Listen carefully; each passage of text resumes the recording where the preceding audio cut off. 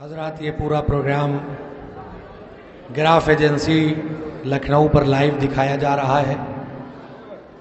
انجمن آمادہ ہے. دو جملے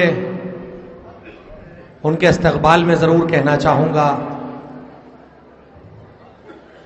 آج کا یہ اجتماع طرحی شب بیداری کا انعقاد دنیا کے سب سے اونچے علم کے عنوان سے اس عزاخانے میں کیا گیا ہے.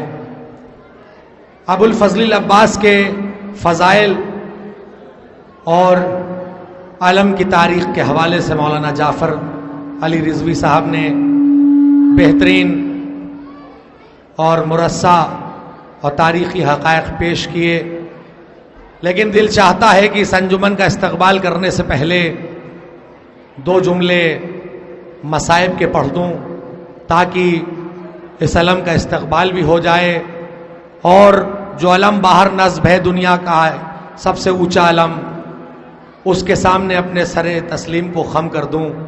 عزیزان محترم، وقت اس بات کا متقاضی نہیں ہے کہ کسی فضائل کو پڑھا جائے، اسی لیے میں نے یہ سوچا کہ مصائب سے اپنی بات کا آغاز کر دوں. ابو الفضل العباس کی تاریخ اتنی معتبر ہے کہ جتنی کسی اور شہید کی معتبر نہیں ہے. نہ ایسا شہید دنیا نے دیکھا، نہ رہتی دنیا تک کوئی اور دوسرا شہید دیکھ سکے گی یہ دنیا، جس نے وفا کے عنوان کو اصلی معنوں میں سچائی اور صداقت دی ہے. عزیزان محترم، آپ کی آنکھیں نم ہو چکی ہیں، رات بھر گری اوزاری میں مشغول رہے گی آپ کی آنکھیں. مائیں اور بہنیں بھی یہاں پر موجود ہیں، لیکن جی چاہتا ہے کہ اس باب الحوائج کی شان میں دو باتیں کہہ کے گزر جاؤں. جب آیت اللہ شیخ صدوق کہتے ہیں کہ جس وقت جناب ابو الفضل العباس کی پیدائش ہوئی، مولائے کائنات نے اس بچے کو اپنی آغوش میں لیا تو یہ بچہ سفید پارچے میں لپٹا ہوا تھا. آیت اللہ شیخ صدوق کہتے ہیں، اپنی کتاب میں تحریر فرماتے ہیں کہ میں نے اس بچے کو لیا مولائے کائنات نے، اور لینے کے بعد آنکھوں میں آنسو تھا، رونے لگے. لوگوں نے پوچھا یہ تو خوشی کا مقام ہے، آپ رو کیوں رہے ہیں؟ تو مولائے کائنات کہتے ہیں تمہیں نہیں پتا جو میں دیکھ رہا ہوں، ابھی اس کے ننھے ننھے ہاتھ موجود ہیں جو موجود ہیں، لیکن یہی وہ ہاتھ ہوں گے جو فرات کے کنارے کٹ جائیں گے. میں ہاتھوں کو جوڑ کے کہوں گا آقا آپ شہادت کی بشارت دے رہے ہیں. اور اس کے بعد ابھی یہ بات ختم ہوئی تھی کہ مولا علی کے قریب جناب زینب آتی ہیں. مولائے کائنات نے کہا میں نے اس بچے کا نام عباس رکھا ہے.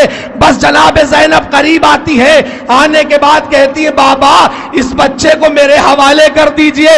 جناب عباس کو لیا اور کانوں میں کچھ کہا ہے. تاریخ میں ملتا ہے کہ مولائے کائنات نے پوچھا بیٹی تم نے اس بچے عباس کے کانوں میں کیا کہا؟ جناب زینب کہتی ہے ماں کا پیغام پہنچایا ہے. ماں کا جب آخری وقت تھا تو اماں نے کہا تھا جب میرا بیٹا عباس دنیا میں آئے گا تو اس کے کانوں میں میرا سلام کہہ دینا. میں نے اماں فاطمہ کا وہی سلام اس جری کو پہنچایا ہے. ہاں عزادارو، ام البنین کا یہی تو طریقہ تھا کہ جب بعد شہادت ابو الفضل العباس جنت البقیع میں جاتی تھی، 4 قبریں بناتی تھی، کہتی تھی یہ میرے بیٹوں کی قبریں ہیں، اور اس کے بعد اس کے نشان مٹا کر کہتی تھی نہیں میں ان پر نہیں رہوں گی، میں اس پر رہوں گی جسے عباس کہتے ہیں. اور اس کے بعد کہتی تھی نہیں مجھے عباس پر بھی نہیں رونا ہے، مجھے آقا حسین پر رونا ہے. اور اس کے بعد ایک ایسا نفسیاتی جملہ کہتی تھی اے مدینے والوں یہ بتاؤ جب کوئی بلندی سے گرتا ہے تو اپنے ہاتھوں کو ٹیک لیتا ہے، ارے میرا بیٹا جب بلندی سے گرا ہوگا تو اس کے ہاتھ بھی نہیں موجود. ارے ایک بات اور روایت پیش کر کے آگے بڑھ جانا چاہتا ہوں. علامہ مہندی بحر العلوم کہتے ہیں کہ ان کے پاس ایک شخص آیا اور آنے کے بعد کہتا ہے آیت اللہ یہ بتائیے کہ عباس طویل قامت علامت تھے لیکن ان کی قبر بہت چھوٹی ہے.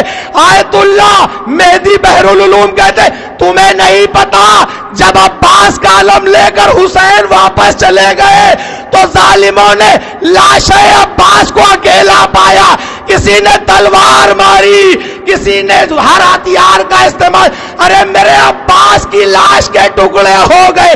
یہی وجہ ہے کہ سید سجاد جب بنی اسد کے ساتھ آئے تو ایک گٹھری میں اپنے چچا کے لاشے کو لیا, قبر میں اتر گئے. بہت دیر تک جب واپس نہ نکلے تو بنی اسد کے لوگوں نے دیکھا کہ سید سجاد آقا عباس کے رخسارے پر اپنا رخسارہ رکھ کر کے اے چچا آپ کہاں تھے جب چادریں چھینی جا رہی تھی, جب ہمیں تازیہ نے مارے جا رہے تھے. اللہ لعنت اللہ قوم ظالمین. آئیے حضرات استقبال کریے ہمارے اس شہر کی نمائندگی پورے ہندوستان میں کرنے والی انجمن اصغریہ قدیم امہٹ سلطان پور آپ حضرات کے روبرو ہے. سماعت فرمائیے.